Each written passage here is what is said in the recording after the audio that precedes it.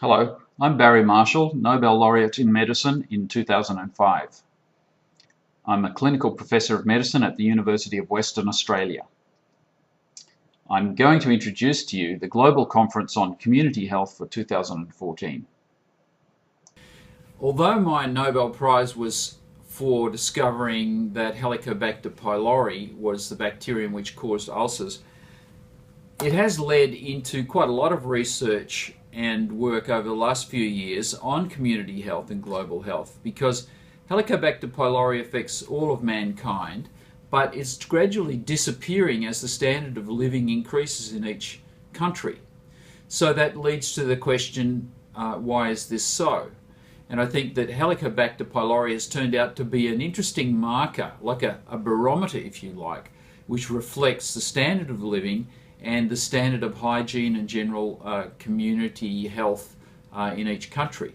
So you can see that Western countries, developed countries like the United States, Australia, England, all had rather low and rapidly declining levels of Helicobacter pylori in the 20th century.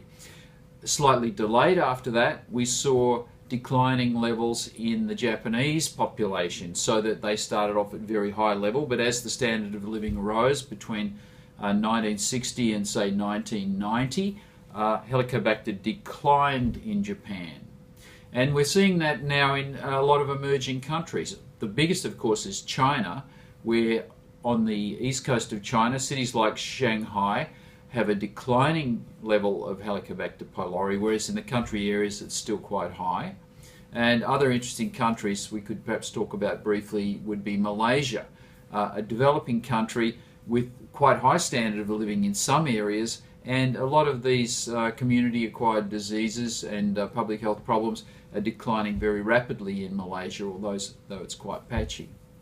So speaking from my own experience, when I go to visit developing countries, what I see is often a situation very similar to what Australia was like when I was a child. So in the 1950s, my parents lived in various places in Western Australia, and at one point we lived in Carnarvon about 1954, and there was a whaling station nearby that my father worked at. So we lived in a house with one electric light bulb, a sand floor. There was no proper furnishings on the floor, and I think we may have had a radio and a kerosene refrigerator. So that is fairly basic, and that's the sort of thing I see nowadays in many places in China and developing countries. So from there in the 1950s until maybe the year 2000 or even 2010, there's been rapid improvement in Australia. And what are the things that have really changed Australia to be in the 21st century and one of the healthiest countries in the world from where I started as a small child? And what I can see is the main thing is education. So we understand what causes a community to become healthier, and mainly it's education. So people need to understand real evidence-based things about how to maintain their health and hygiene. Now, it is said that one of the most important advances in public health in the whole world ever was actually the flushing toilet. So that came into England in, I guess, Victorian times, maybe 1860 or so. So the principle here is you have to have the community understanding that the human waste, feces, etc., has to be separated and sent downhill in one direction, opposite from where the drinking water is coming from. So we know that now, but it's not possible to do it. The second very important thing that happened in Western countries, particularly first in the United States 100 years ago, was chlorination of the drinking water. So we know that, and many of the big foundations around the world, like Bill Gates Foundation and some others, concentrate on supplying clean drinking water. So you have clean drinking water. If it's not possible to reticulate chlorinated water to the community, then people need to understand they must get water and boil it or sterilize it in some way, or have a separate drinking water supply, separate from all the other things they need to do. And you will see this in many countries. The first I saw it was actually in Mexico, where a lot of people had a nice clean drinking water tank on the top of their house to supply water to the house. So clean drinking water, number one. Separation of feces and drinking water, and proper sewage disposal is number two. So once you've done that, really you have 90% of the effect of benefit to the population as far as public health is concerned.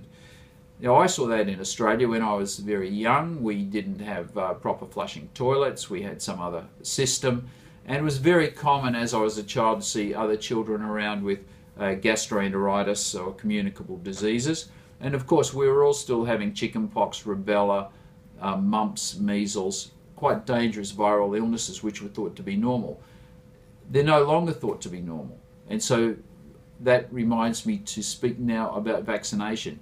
As far as the cost effectiveness and bang for the buck, vaccination is the most important next health benefit. So people need to be educated about vaccination, and gradually as the standard of living improves, we want to increase the vaccination to the community.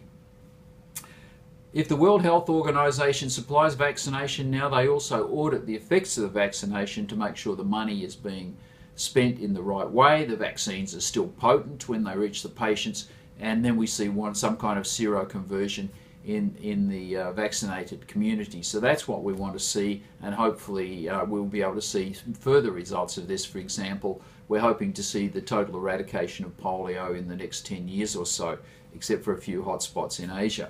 So vaccination is recognised as important. So here we go, we've got education, we've got clean water, we've got proper disposal of sewage, etc., vaccinations. Once you've got those in place, then you really do have much better health in the community. Now, what happens then? Infant mortality goes down, then the birth rate goes down. This was a lesson taught to me by Professor Dick Garant at the University of Virginia, who is funded usually by CARE, which is a global international health organization. And I did do some trips in the 1980s to Brazil to see some slum areas in Brazil where we saw very high birth rate, high infant mortality, and a lot of very, very poor areas in Brazil. We know that everything has been improving in Brazil because of the raised standard of living, because Brazil now is not as poor as it was. So along with that, we've also seen a declining birth rate in some of these areas as people realise that they are much better putting their resources into fewer children. There was one other thing I was going to say regarding global health and mortality. Ultimately, what's going to happen is that you have a much longer lifespan and people live healthier lives and are more productive. It's a well-known fact that in some countries in Africa, there's a severe burden on the community for things such as malaria in children and even in adults, so that many people in the community are not actually very productive because they're continually unwell. And so that's why I always applaud the Gates Foundation for their programs to supply mosquito nets to some places around the world. Finally, let's just look at a couple of lessons regarding sustainability. You can't just raise the standard of living. You can't just pump money into a country and expect the health benefits to come. And this was data that I saw out of the Middle East. Dubai is the example. That country, with Middle Eastern country, with a really poor standard of health into the 70s. And then finally the king in that country said, it's not good enough just to put money into the community and expect health standards to increase. You also have to provide health resources and education to the community. As a result, over the last 20 years, lifespan in Dubai has increased up to the same as any other Western or developed country, and the whole population is much healthier than it used to be, really up to 21st century standard now. So the first, say, 20 years of their wealthy new economy based on oil, they did not really see very much of an improvement in health or lifespan until they actually put the money into the health system so that they could maintain an education program, put that education into schools, make sure they had vaccinations, and solve these hygiene problems. And now you see the lifespan went right up, and it's well up there in the high 70s or 80s now. So a couple of lessons that I have observed in my experience working in developing countries, and then looking at it, looking back on it all in the 21st century.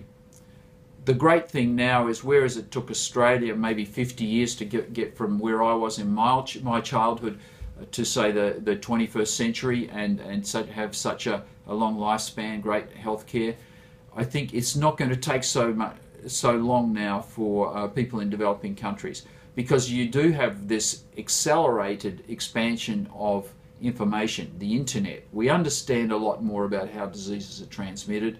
There's a lot of very, very interesting research and epidemiology going on in developing countries, and they can easily benefit from that. So now it probably only takes one generation rather than 2 or 3 to move from developing country status into the 21st century, or at least get 90% of the benefit that we might see in a country like Australia.